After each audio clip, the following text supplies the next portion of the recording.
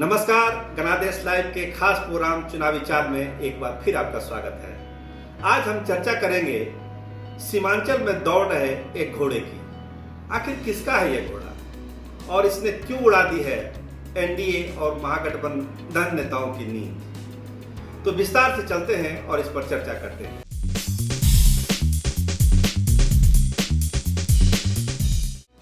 सीमांचल की राजनीति का जैसा आप जानते हैं एक अलग मिजाज है। बिहार के दूसरे जगहों पे और सीमांचल में अलग अलग चुनावी गणित बैठाया जाता है। बिहार के अन्य हिस्सों में जो गणित फिट बैठता है वो सीमांचल में फिट नहीं बैठता है। इसलिए सीमांचल कब किस पार्टी की और किस नेता की चुनावी झोली भर देगा ये कहना बड़ा मुश्किल काम होता है। इसीलिए सीमांचल में जो है तीसरा घोड़ा दौड़ रहा है उससे बिहार की राजनीति में एक हलचल पैदा हुई है कि आखिर ये घोड़ा क्या क्या कर सकता है। तो हम बताते हैं कि ये घोड़ा है किसका और ये क्यों दौड़ रहा है सीमांचल और मिथिलांचल के चुनावी मैदान में। तो ये घोड़ा है हैदराबाद में बैठे AIMIM के प्रमुख ओवैसी साहब का, और ये घोड़ा दौड़ रहा है मिथिलांचल और सीमांचल के चुनावी मैदान में।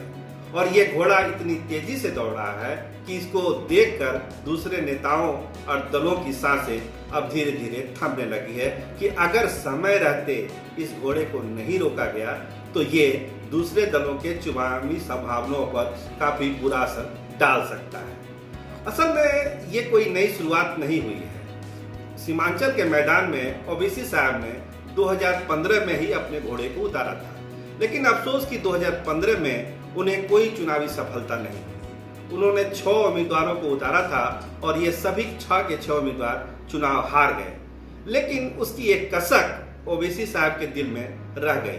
और इसके बाद अख्तर उल इमाम और आदिल हसन जैसे 2 बड़े नेता सीमांचल के, उन्होंने ओवैसी साहब को ये जरूर भरोसा दिया कि आप इत्मीनान रहिए और जो आगे आने वाला 2020 का चुनाव है इसमें आपको हम चुनावी फतह हासिल करके दिखाएंगे। इन दोनों नेताओं ने बड़ी मेहनत की, जिसका पहला नतीजा निकला जब किशनगंज में उपचुनाव हुआ। उस उपचुनाव में ओवैसी साहब ने अपनी पहली चुनावी जीत बिहार में दर्ज की और उस जीत का प्रभाव पूरे बिहार में पड़ा। लोगों को लगा कि चुनावी जीत जिस तरह से ओवैसी साहब का हुआ है सीमांचल में, अगर ये सिलसिला जारी रहा तो बिहार के बहुत सारे सीटों के गणित जो है, समीकरण जो है बदल जाएंगे और नए सिरे से फिर होमवर्क करने की जरूरत पड़ेगी। आखिर ओवैसी साहब को ऐसा क्यों लगता है कि सीमांचल के इलाके में और मिथिलांचल के इलाके में वो अच्छा कर सकते हैं? इसकी एक वजह है उनका अपना गेम प्लान। वो जानते हैं कि ये जो सीमांचल का जो गणित है, खासकर वहाँ के जो वोटर हैं और मिथिलांचल के जो वोटर हैं, उसमें बहुत सारे ऐसे वोटर हैं जो उनको चाहते हैं। एक तरह से जो वर्गीकरण किया गया है सीमांचल के सीटों का, उसमें ग्रेडिंग की है, उन्होंने पूरा होमवर्क किया है। 3 ग्रेड में वहाँ के सीटों को बांटा गया है, सीमांचल के सीटों को और मिथिलांचल के सीटों को। उसमें A+ की सीटें हैं, A की सीटें हैं और B ग्रेड की सीटें हैं। A+ की सीटों में उनको रखा गया है जहाँ पे मुस्लिम वोटरों की तादाद 32% से ज़्यादा है। A+ की सीटों में वैसे सीटों को रखा गया है जहां पर 25% से ज्यादा मुस्लिम वोटर हैं।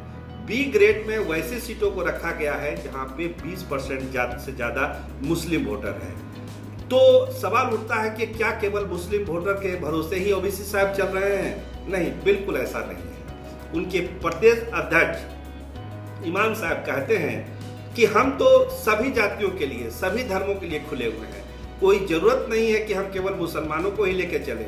हमारा तो शुरू से एजेंडा रहा है कि हम सभी जाति, सभी बिरादरी को लेकर चलते हैं और पूरे बिहार का हित चाहते हैं। ये तो कुछ ऐसे लोग हैं जो केवल हिंदू और मुस्लिम के चश्मे से ही सीमांचल और मिथिलांचल की समस्याओं को देखते हैं। इमाम साहब कहते हैं कि आखिर क्या वजह है? क्या वजह है कि सीमांचल और मिथिलांचल के इलाके से ही इतने मजदूर दूसरे राज्यों में कमाने जाते हैं? सबसे ज्यादा प्रवासी मजदूर यहीं से जाते हैं। सबसे ज्यादा प्राकृतिक विपदा सीमांचल और मिथिलांचल में ही आती है। इसकी वजह क्या है? उनका साफ कहना है कि इसकी एकमात्र वजह है कि इस इलाके की समस्या को हिंदू और मुस्लिम के चश्मे से देखा जाता है। अगर यहाँ की मूल समस्याओं को समस्या की तरह देखा जाए और उसका समाधान निकाला जाए तो यह इलाका इतना फर्टाइल है कि ये पूरे बिहार के आप पूरे भारत को आत्मनिर्भर बना सकता है। लेकिन अफसोस ऐसा अब तक हुआ नहीं है।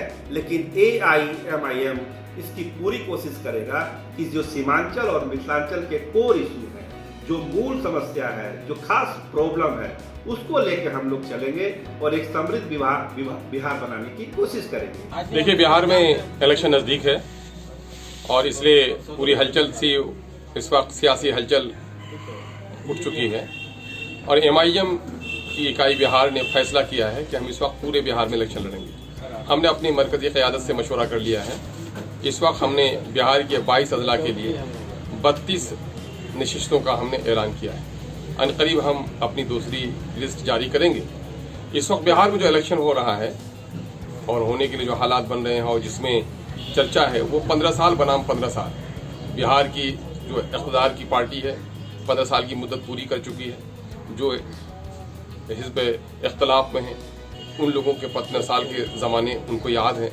ये 15-15 साल की लड़ाई लड़ रहे हैं। लेकिन MIM बिहार ने कहा कि नहीं, बिहार की आवाम को 15 साल और 15 साल सिर्फ 30 साल का नहीं बल्कि कांग्रेस ने जो 40 साल से ज़ायद पूरे मुल्क में और बिहार में हुक्मरानी की है उसको भी अपना हिसाब किताब आवाम के सामने में पेश करना पड़ेगा। हम इस बात को लेकर लड़ रहे हैं। बिहार की मौजूदा वक्त की सरकार जो इंसाफ के साथ तरक्की का दावा करती है वो हर महाल पर नाकाम साबित हुई है। नाखानदगी, बेरोजगारी, बदनवानी और फ़िरका परस्ती अपने बामे उरूज पर है और ऐसे वक्त में इस हुकूमत को दूसरी बार लौट के आना बिहार के साथ गोया खुदकुशी है, बिहार की जनता के साथ गोया खिलवाड़ है उनके मुकद्दर के साथ। इसलिए हम पूरी तवानाई के साथ बिहार की मौजूदा हुकूमत को इक़्तिदार से महरूम करने के लिए कोशिश में लगे हैं और हम लाइक माइंडेड पार्टियों के साथ बाहमी गुफ्त सुनीद और मशवरा कर रहे हैं ताकि एक मजबूत महाज सामने में आए।